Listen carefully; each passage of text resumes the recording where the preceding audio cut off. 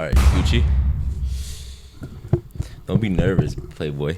You wanted this noise. No, I'm chilling. I told you I get nervous for the first 5 minutes, and then when I start really talking, I'll really get into it.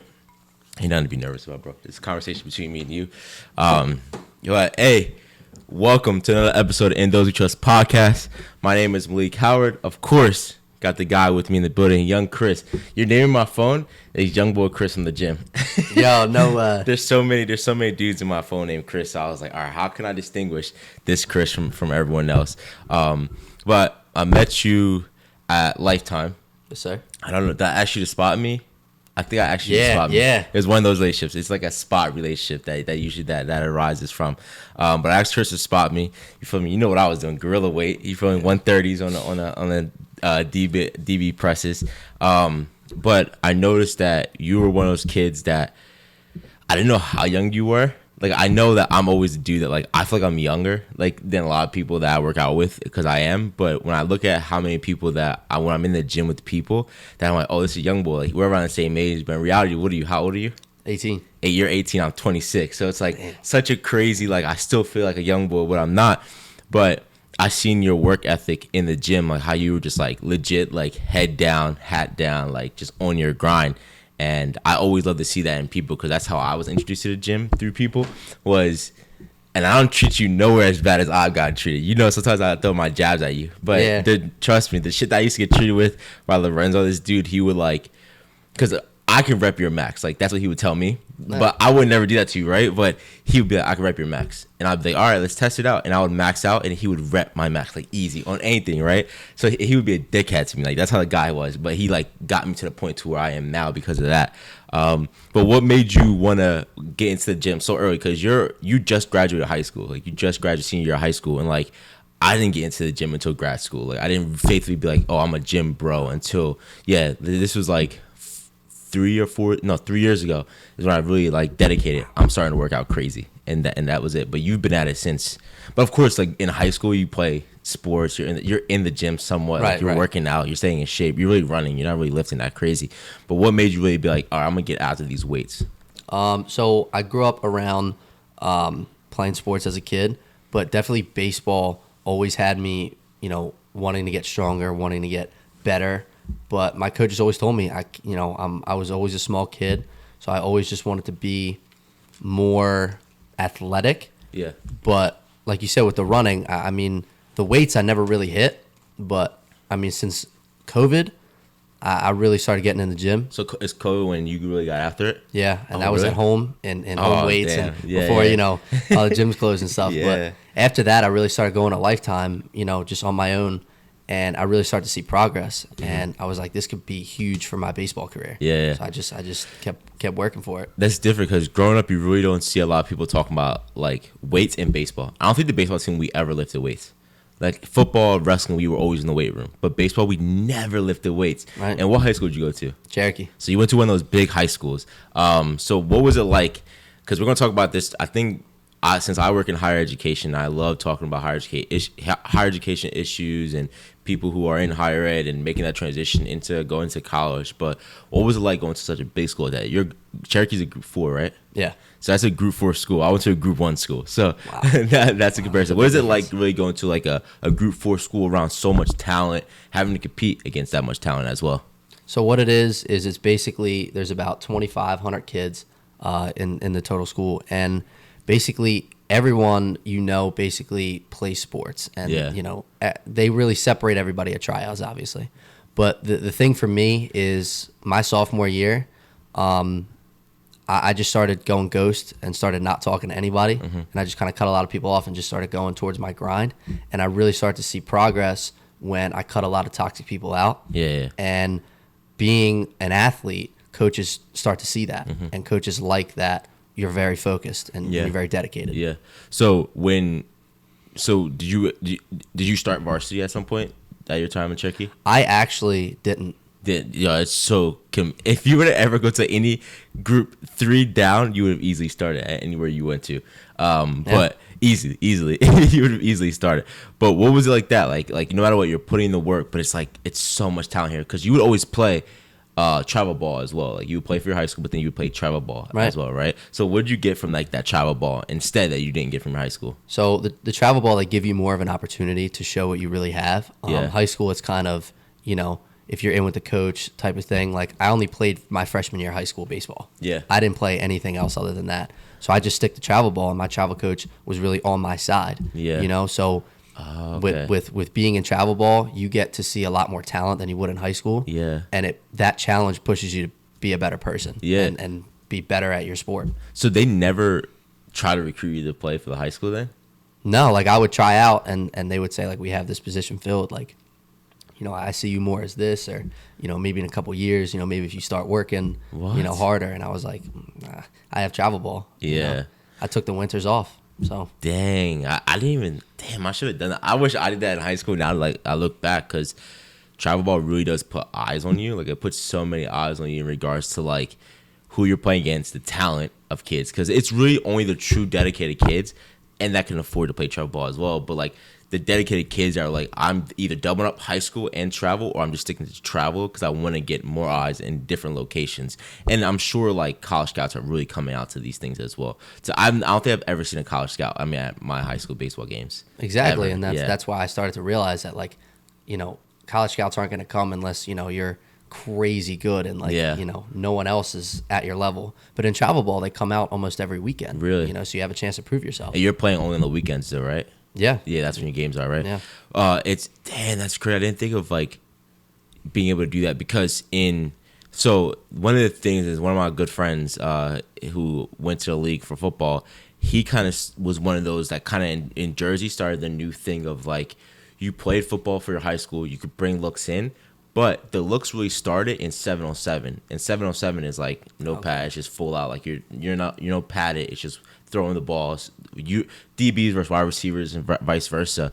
But after he went to one of those like 707 camps over the winter break, after that he was scouted. Like you really get your stars through that, and like that's Right. where he was like, I was like, oh shit, like if a bunch of guys started doing this, and a bunch of guys started doing that in Jersey, you start seeing scouts come out to the actual high school games, and that's how it worked. Is that the same thing for baseball during that time? Yeah, they want to see your talent. They want to see what you have, but at the same time, I believe you got to be in the right place. You Yeah. know, I mean, if you're at a smaller school, I mean, and the scouts don't really know as much. Yeah. they won't really come out. Yeah, but then you have to get those eyes. You have to go out and be like, all right, I gotta play travel ball to get eyes on me. Right. While they show up, And to that's the what I team. did, because I figured out that the scouts are coming to these events every weekend for travel ball. Wow. That's a great point. So then, how do you stay in regards to like, all right, I don't make my baseball team, like I don't make the high school, or you probably did, but not to varsity where you wanted to be. So I'm competing against that. I have a coach, because I think a lot of people don't understand when you get into high school sports that a lot of times the coaches that fuck up your love for the game. Yeah. Like, and I definitely dealt with that as well, where I was like, man, I'm not really liking the coaches. They're not really messing with me. Like, my talent isn't being looked at as something that's like up here, but like and it dealt with my confidence. Like my confidence kind of went down to where I wasn't as. I feel like baseball is a sport where you have to be cocky. You have to know I'm the best player on this field right now to have that swagger, and I lost it. Like in high school, I was like, all right, fuck it. Like it is what it is. I just play because I love the game. I'm gonna stay on JV until junior year, and then after that, I'm quitting. And it just so happened I played again my senior year, but I dealt with the loss of confidence. That helped happen to you in any way? I never really lost my confidence. I kind of just I looked at the email, and they said, like, you didn't make the team, and I would look at it and be like, this is God's plan for me. Yeah. This is what I have to go through right now, and my feelings and my emotions to keep working harder, but just not in that environment. Go to the gym on my own, start getting trainers on my own, and just start looking at my time and saying, what am I doing, and what Yeah. could I do better? So in that evaluation, like having to really step out, there's not a lot of high school athletes out there that at that time is like, all right, I've dealt with defeat. I dealt with, the circumstances I'm given. Now I have to just go out and get on my own. Like, why? Like, what did you see in yourself that you're like, all right, I'm going to go actually get trainers, actually go live for my own, actually, like, because to be honest, you're a high school student, but you did everything else in comparison to people like, high school that like trained, lived Cherokee sports all around. Right. So why? Like, what did you, is there a goal you were setting in regards to that? I always, looked at myself and said, I'm going to be a college baseball player no matter what. And I always looked at myself and I always said that I have talent and I don't understand why I'm not being rewarded for it. Yeah. But all I always say to myself is just, how do I work harder? How do I get better? So I dealt with it in a way, and I felt to myself that I know I have a good ability to work on. Yeah. And I know it can be developed. So I got these trainers and these people to help me work on my craft, and I started seeing results. Yeah. And I was like, I'm more powerful than I really thought I was. Yeah. But staying consistent, like within it, I feel like the biggest thing for high school students to see and like and athletes in general is to see that like even though you know you have the talent and somebody may not see it in you, you have to truly believe like, all right, you have to do two things. You have to self-evaluate. Am I tripping? Was I just hyped up all my life to think that like I was this great baseball player? And if I'm not, I can deal with that. But or on the other hand, it's like, no, fuck that. Fuck what you say. Fuck what you think about me. Like I know I can definitely play at the next level. I don't give a fuck about making your team. Let me go out and get it. The grind on my own. Truly, were they players that were like compare like so amazing at Cherokee? Not really, no. No? I'm not gonna lie to you, no. Sheesh. It wasn't a big comparison. And to think that I look at everybody and I evaluate everybody, and I looked at the people in tryouts, and they weren't really working like to their full potential. Like if we would do like suicides, or we would do like some type of running drill, they were doing like 50%. So I just started to feel to myself like, I already know I'm working harder. Yeah. But if it turns out to be that I don't make the team, well, I already know the guys on the team can't work harder than me. Yeah. So that as well plays into they already know they have this in the bag. Like they already know that they're gonna make the team regardless of what the situation is. So they're like, I'm gonna sit back and chill. Yeah, you can't help it. I sit there and I look at myself and I'm like, listen, if they're on the team, Cherokee Pride, good for you guys. Cherokee Pride. Cherokee Pride, good for you guys. But for me, I'm just gonna look at myself and say, well, if I'm not on the team, yeah, it's a bad thing, not feeling included, But at the same time, I found a love in myself where I was like, well, I don't really need, to be on a high school baseball team to play college. That's true. All the scouts are in travel ball now. Yeah. So it's a different game. Damn, I truly wish I thought about that when I was in high school too, because I just settled. I think by my senior year, I was kind of sports out. Like I've been playing sports since I was 6, so it was like I kind of had no more fight in me because I was up against. And truly, this is one of the biggest things I tell athletes, and like when I see high school players going through their ups and downs, like you feel like the coaches don't fuck with you. You're going against like you're battling for spots that like you deserve, and they're just giving it to them because they fuck with the players more. Is that like you truly have to have like a fight in you. Like you just keep going. You just have to keep fighting for that, because I was up against it. I could tell you right now, football, I was up against the coaches hating my dad. My dad was one of the assistant coaches. Coaches hated my dad to where my senior year, they didn't want to make me captain. Like to that point where like they really didn't want to make me captain. I was a starting center, and like no, like I was the person who like, it's funny when I look back into like my high school football team, it's like I have a dude that went to the league. I have a quarterback that's still playing college ball that is nice. Wide receivers. And I was looked at as a leader. Like I was the one that like when we break the huddle, like people looked at me to like get the team hype. People looked at me to lead the team out. When we like rushed the field, looked to me for like motivation and like led the team there.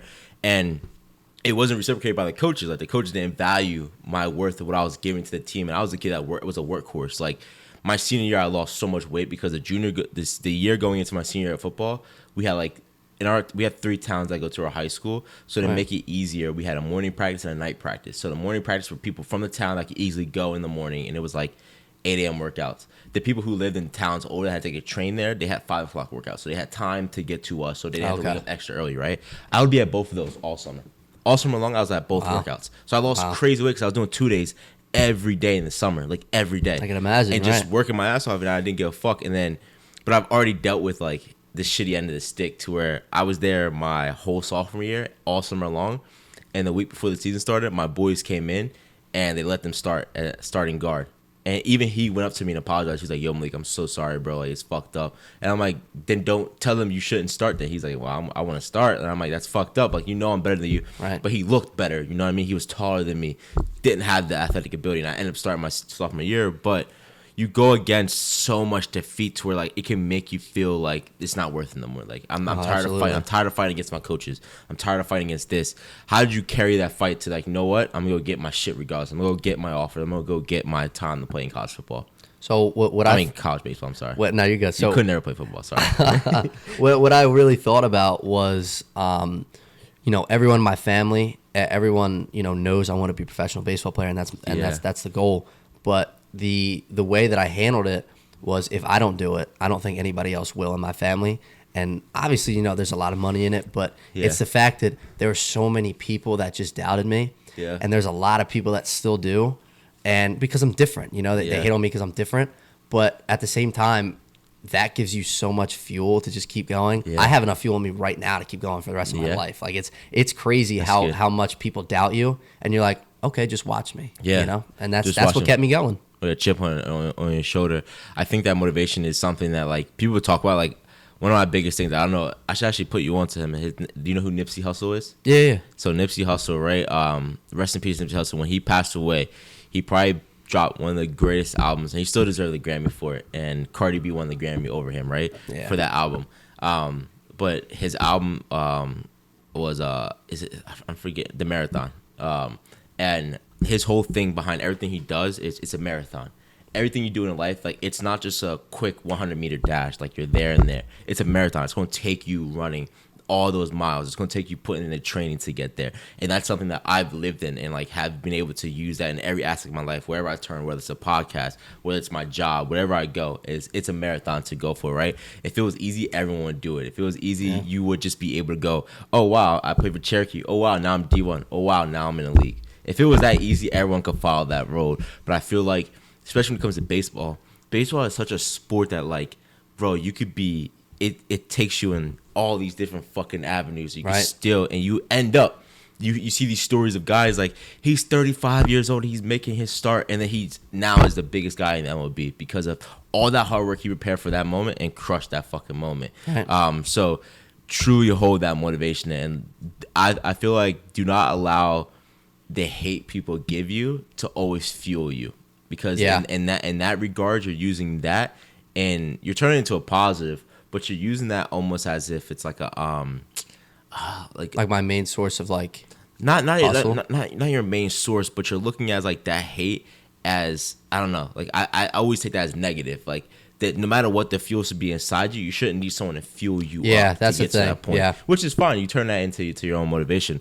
So is that what keeps you motivated? Is your family, wanting to be the first in your family to make it that far, wanting to support your family in regards to that? What else keeps you motivated to like, y'all gotta stick on this path? Definitely the overall generations of my family. We don't really come from a lot, so I want the family that I start to be the first generation of San Germanos to be, they have money, like they have freedom to do what they want. And I mean, another thing, I love the sport. I love it, and it's a thing of beauty because I really feel that baseball's made me who I am. Of course, yeah. And, I've become such a better person just because of the sport. Yeah. And I really won't stop. When looking back on how far I've come, I really just can't find a reason why I would stop improving. Yeah. So now you're still not done. You still have made it to. I'm just getting started. Yeah, you made it to from graduating high school to now. What was it like? Like you graduated high school and you were like in the limbo. I remember you talking to the gym. I'm like, yo, what's going on? You're like, I don't know. Scouts are disappearing. Things are going on. Like you didn't deal with the side of like what we see in the national spotlight. You see the national spotlight. These guys are like, I have 14 offers. My decision is to go here. Right? You're dealing with the reality of what it is like to make it to these schools. Right? You're dealing with scouts leaving, coaches leaving. So much not transparent with you in regards to where you want to end up. What was that process like? Your senior year, you're where the fuck do I go now? Right. I mean, my thought process was, God's always going to take me where I belong, and I knew if I didn't get to an established college, I would go to community college, and like you said, with all those avenues, I could still be make it where I wanted to go. But I really sat down and thought to myself, I'm a hard worker. I have scouts interest, but scouts leave, scouts disappear. Yeah. And I mean, there was one scout. I mean, shout out Penn State York. He really came farther along with me than any other scout did. I mean, he checked up on me. He was like, I'd love to have you for a visit. Yeah. So I mean, I'm there now, and you know, it's a great feeling knowing that back then, like just out of my senior year, I was so frustrated, and I was like, calm down, like I know that it's gonna happen. You'll end up somewhere, yeah. Right. Yeah. I dealt with that now on a smaller scale, of course, not with sports, but I dealt with, I was that kid that like I wanted to go to these big schools and had to deal with reality of like, all right, I'm probably gonna be at a school around here. Like I had to figure out where I want to go to school around here, and I applied to so many, bro. If I told you how many schools I fucking applied to, bro, you would be amazed. And I didn't get not one in letter. Like I didn't get admitted to no colleges I ever applied to. To this day, I still have yet to get an acceptance letter to college. Look, you talk about motivation. Here, let me show you this. This actually, if I can fucking get it, is we actually keep it right here, but it fucking fell. So this is my denial letter from getting into a doctoral program at Temple University, right? And this is probably like the closest thing that I felt with defeat, right? So this right here, I applied after graduating with my master's. I applied at only Temple. I was like, I want to go to one school. If not, I'll go work at somewhere else in the field that I know I can work in. And I was left with like, all right, where do I end up? So I applied here, and I was waiting. I put so much work into this. My letters of recommendations, bro. I wish I could still get them because they made me cry. Like if I was like, the fact that someone thinks of me this way, I want to frame this. I don't give a fuck if I don't get accepted into school. Right. The way that, and I've only been here for 2 years, and one of those years was COVID. And someone that seen me here was like, hey, you'll be dumb not taking Malik. And then I waited. I emailed Temple. I didn't get nothing back. I called them. I'm like, hey, I didn't get my decision. They're like, oh, it should be in the mail. I'm like, I live 10 minutes from Philly. Like, there's no way that I shouldn't have got the letter. So they actually like, oh, okay, we'll just email you now. I'm like, cool. So I got the email, and I'm sitting there, I'm shitting bricks, and I open it, and it's this letter, right? Wow. Legit. Dear Malik, we greatly appreciate your interest in graduate studies at Temple University. The graduate school has completed a review of your application. At this time, I regret to inform you that you are unable to offer you admission to Doctor of Education, right, program, right?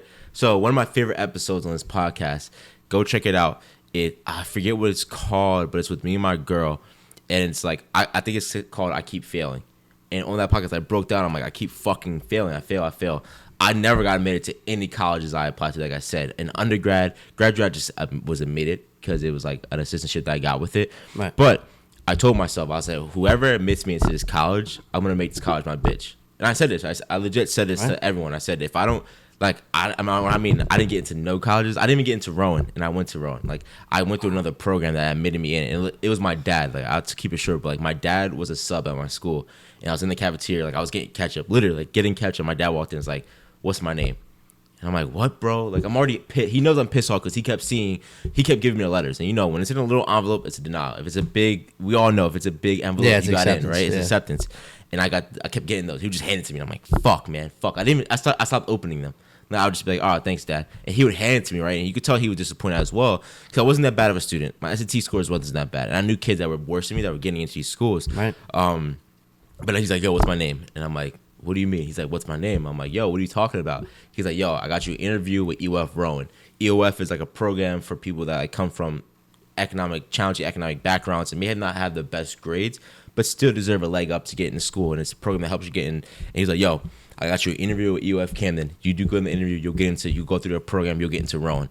And I'm like, fuck. And this is during baseball season, bro. So this is like, we're about to graduate. Like, this is during baseball season. Like, I legit went to my coach like, yo, I got a college interview. He's like, go, bro. Like, go. Get that shit. Right. I prepped, killed the interview, went through the summer program, and got in. And I said to myself, if any school that lets me get in, I'm going to make my bitch. I'm going to get every resource I can possible from that school. So it's similar to what you're going through now. Like, whatever school gives me an opportunity, I'm going to give it 110%. Right. And I'm going to knock the fucking doors down once I get in that bitch, right? So what has that process been like for you? Like, now you're in there. Now you're fucking grinding. You're grinding at the community college level. Like, I know so many great baseball players that went to community college and grinded and fell off. How are you going to stay on this grind to like, all right, now I still need to transfer. Like, no matter what, I got to end up somewhere else. Right. What's that been for you? So it's been great because a lot of the people on the team, a lot of kids on the team really accepted me. Yeah. And I was just named team captain. Yeah. So, I mean, if I was a freshman team captain, I mean, that's huge. Yeah. But they just know I'm all about motivation, all about discipline. But, I mean, the goal is main campus, right? The goal is Penn State main campus or any other school that can give me an opportunity.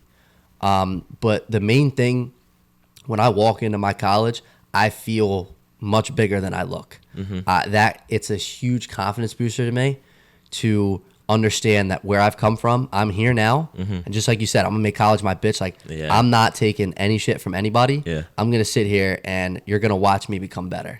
And you could ask my teammates, man, I'm 100%, 5 o'clock in the morning, I'll be getting the whole team pumped up for morning workouts. Yeah. It's just how it goes. Yeah. I feel like you're one of the athletes, like, you live it. Like, it's not a workout to you. Like, this is fun. Yeah. It's not some other, like, practice. It's, I wake up for it. Yeah.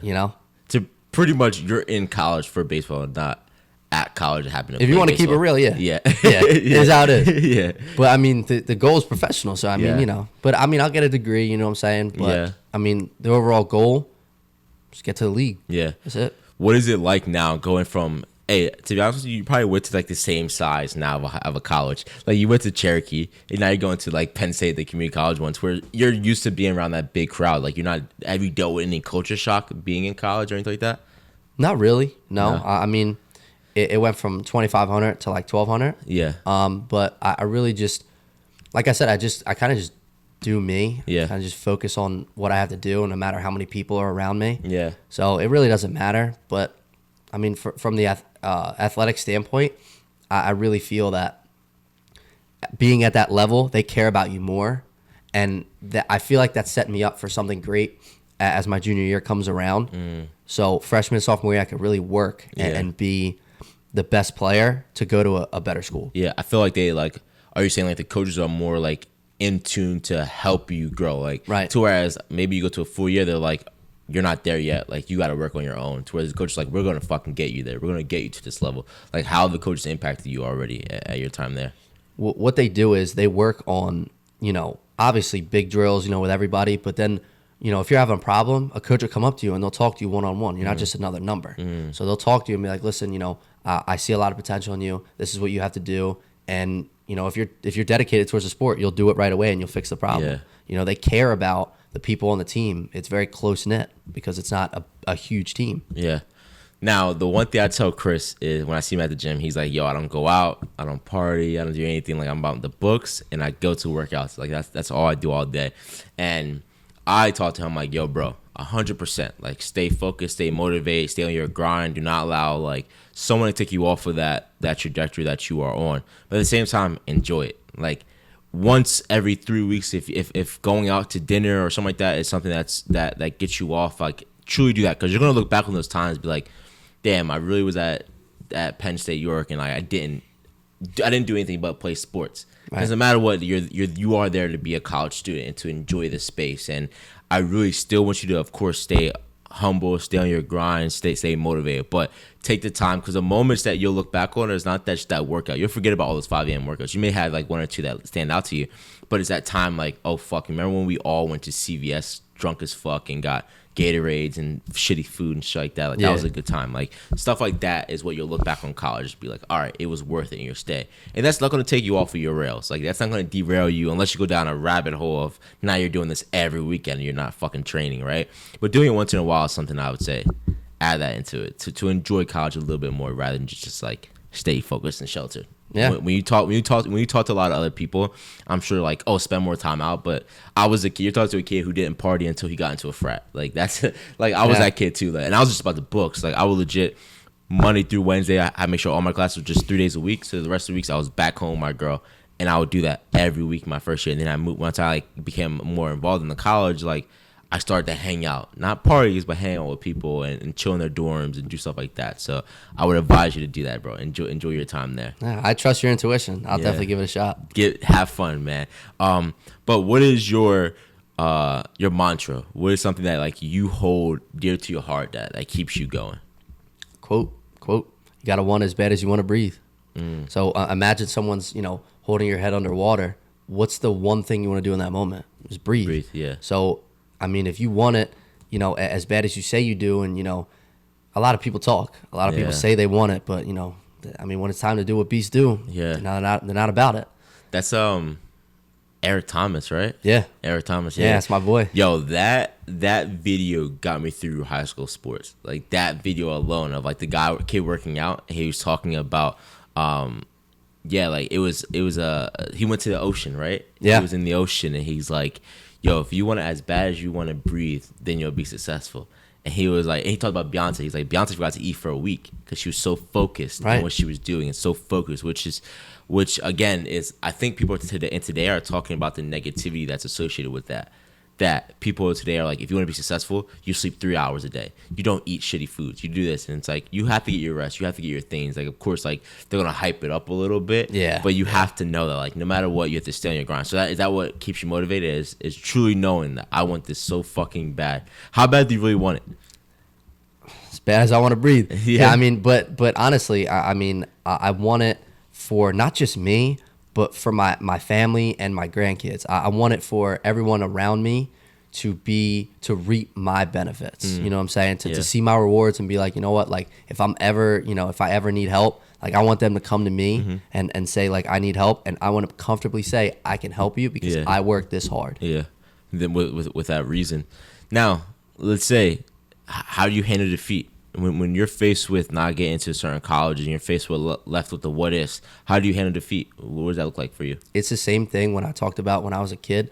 All I did was I faced a lot of defeat already. Yeah. But I'm sure everybody does too. But in the grand scheme of things, I look at, well, the sport of baseball has told me body language is very, very key because scouts really look at that very closely. So I thought to myself, never put your head down. Never talk bad about yourself because someone out there definitely has it worse than you. So, yeah, I mean, if you could take that and apply it to your life, you would say, all right, this situation isn't that bad. Yeah. You know, I could get through it because at the end of the day, there's nothing else to live for, you know, to be, I mean, I really, my biggest fear is just being like, you know, not remembered. You know, I want my legacy to be remembered like in the Hall of Fame. I don't want to just make it to the league and then be forgotten about. Yeah. Like when you look at Kobe, like people really remember that you know, that guy's name. 100%. And I want to be like that. You know, if there's one role model I have, is Kobe Bryant. Really? I think and act like him as much as I can every day. I believe heavily. I think maybe what must have been baseball that taught me this, or just like with my dad being such a heavy role model in my life. But the body language doesn't just carry within sports, but also carries you within life, right? The way you look, the way you carry yourself when you're just walking around. People see these things. When you're on the job and people see the way you act, like, do they look at you as someone they think that can move up in the company, or do they look at you as if like, nah, he just is a bullshitter, you know what I mean? And body language is key to me. And then even when I have like every like Thursday or Friday, I put out a podcast called Trust Sports with my boy Liam. And one of the things that we always bring up is body language and the way he looks like a captain. Does he look like he like commands the team? Does he look like he can help the sport and help the people around him? Or does he look like some schlub that just has his head down? He's not motivated. He just doesn't like he's a part of the team. When you see the team, he's over there on his own. Like, is he truly involved? And those things speak volumes to me. Like, when I go out and I watch teams play, and I always look for those little things. Like, where's the quarterback at? Where is he at involved with the team? Where's the pitcher at when he's with the team? Is he in the mix or is he somewhere secluded? You know, like, those always stand out to me. And I think that key reasoning is what's carried me to where I'm at today. Is no matter where I'm at, I don't care if I'm around the president of the college. I'm the same person I am if I'm just talking with the janitor. You know what I mean? Like, I don't. Oh my god, I gotta like look presentable. I have to look. No, hey, what's good, president? How are you, bro? How you living? Same way I would be if I'm with anyone else, right? And I think that speaks volumes of the person you are and person you become later on in life. And I really wish I got into Kobe when he was alive, because I was always a LeBron fan, and I really don't care about basketball. Like, basketball is probably the second to last. It goes basketball then the NHL in my eyes of what I like. Yeah, it's definitely college football, NFL, baseball, basketball, NHL. Like, I hate watching basketball. It's one of the worst sports to watch in my eyes. Yeah. And I mean, Kobe's motivation though, like looking back, and I had to read up on him, but looking at his, I guess you do carry that will, right? Because Kobe didn't play no games. Like, there was nothing with Kobe. Like, and when you look at careers, who career would you rather have, Kobe or LeBron's? It depends on the person you are, right? Because I'm a person, I'm like, nah, fuck that. I'd rather have fun like LeBron's living. Kobe, there was no fun with Kobe. Kobe was one way. It was all about training. He was waking up at 3 a.m. to train and then get another workout in before practice even started. So he got 2 workouts in before people even started. And I guess that's the type of athlete and the person you are in regards to that, because I'm not that person. Like, I could definitely tell you that I was a guy that in high school, when it comes to, there's a time period where I was waking up earlier to run the stadium, then go into my workout lifts. And I was that kid. Like, it didn't bother me to do that because I live so close. But that motivation is something that, like, you have to work at. Like, you're constantly working at your motivation. You're constantly having to go through highs and lows, like battling that. I'm low right now. How can I get back higher? How do I strive? But in the face of fear and defeat, I think you brought up a good point of your biggest fear is not being remembered. Towards my biggest fear was complacency. Like, I've seen a lot of people in my life that kind of are just like okay with the way they're at in life and like have settled pretty much. And that was my biggest fear. Is like, if I ever get to a point in my life where I settle, I had to run away. I had to run from that fear of I'm okay with this. Like, even this right here, I'm not okay with this house right here. Like, I'm not okay where I'm at. I'm like already thinking like, all right, the next step is a big house. After that's another bigger house. You know what I mean? Right. Always striving to be better. Exactly. So now what's next for you? What's next? What's the next thing? Like, I had to go prove myself. I only have 2 years to prove myself. Whereas kids that just went straight D1, they kind of have 4 to 5 years to be like, I can prove myself in 4 to 5 years to get a chance to make it to the next level. To whereas no matter what, you have 2 years now to figure it out. Not even, because you have that season, and after that, you better know where you're going. Right. What are these 2 years like for you? How are you scheduling yourself out? What are your goals? So my goal is to definitely gain some more weight. I've put some more weight on now. But one of the biggest goals is really just understanding who I am as a baseball player. And I would always be, kind of that guy. It's like, oh, I want to hit big home runs. I want to be like how you are, like a guy that people could look at you and be like, oh, that guy hits bombs. You know what I'm saying? But I'm more of like a contact hitter, and that really messed me up when I was a kid because I've always wanted to like hit home runs. But now I've been simplifying everything, and it's really been working for me a lot. And getting stronger is definitely a big part of it. But the other part is figuring out mentally like who you are and what you bring to the table. And I know I bring, that energy and the motivation, but also those clutch moments where people need you. I love pressure. I love when, it's the bottom of the ninth and, you got a runner on, second and you got to bring him home because there's 2 outs. Like, I love that pressure. Yeah. And I mean, the best people work good under pressure. Under pressure situations. What is that like if you have to give kids right now that are in high school that dealt similar things as you, what are some words of advice you can give to them? Definitely don't stop working. Always keep your head up, no matter what the situation is, whether it's friends leaving you or, a girlfriend or some teachers, that'll say, why don't you just like stay out of sports and like, focus on books and everything. I really could say to you guys that, no matter what you're going through, always know that there's someone out there that is thinking about you. No matter what you think, God's always there. And, being the athlete at high school, being the star athlete, or even popularity, it's not really that important when you get out of high school. So I would just say to you guys, never give up on yourself, and always look at yourself in the mirror and say, I'm the man, I'm the shit. Trust me, that high school shit does not mean dick, bro. I know it's so hard for you to like when your parents say it to you and people are like, oh, that shit doesn't matter. Like, it truly does not matter, bro. In the grand scheme of things, trust me, you graduate high school. By the time winter break comes around and it's time for you to come back to your town after you've been away at college for a semester and it's winter break, you'll never see these people. Even you think you'll be close to them, the odds of you ever seeing these friends again that you thought were so close during winter break, slim to none. If I don't see you that first winter break, we're really not that close anymore. And I have friends that went to college with me, that went to the same college as me and just walked by me. And I'm like, we've been like, and I played baseball with them since I was in like 6th grade. So really, we went from middle school to high school together. So it's like, trust me, that high school bullshit means nothing, bro. Like, leave it behind. And you bring up a good point of like, if you ever think that your life sucks and your life is harder than anyone else, J. Cole has a great song like, no one's life is better than yours. Like, love your life, love what you're going through. And recently there's been this like famous video going around. It's funny, with Mike Epps. And Mike Epps is a comedian. And of course he throws his comedic flair on it. But it's truly remarkable the way he thinks. And it's like, all right, imagine your problems, right? You're like, God, I just want to get rid of these problems. I'm tired of these problems. I can't deal with them anymore. And you throw into a circle. And in this circle is people with a bunch of problems. That's just problems. But now you have to pick up someone else's problems. He's like, you fuck around and you pick up someone else's problems. And now you're walking around with a limp. Yeah. Because you thought your problems was worse than what that person goes through. Now you have a limp. It comedically, like he's still joking on it, but think about it. There's always someone that's going through something worse than what you're going through. There's always someone's problems that like are up here in comparison to yours. So you either be that person that when you're facing defeat and you're facing doubt and you're facing these failures, it's like either you crumble under it or you face it and you learn another way to make it better, right? Immediately, your brain has to switch. You either say, why me or why not me? Now, God has tested me, and I've had to learn and train my tradition. Because I always, if you talk to my girl, I'm always the guy that's like, of course me, bro.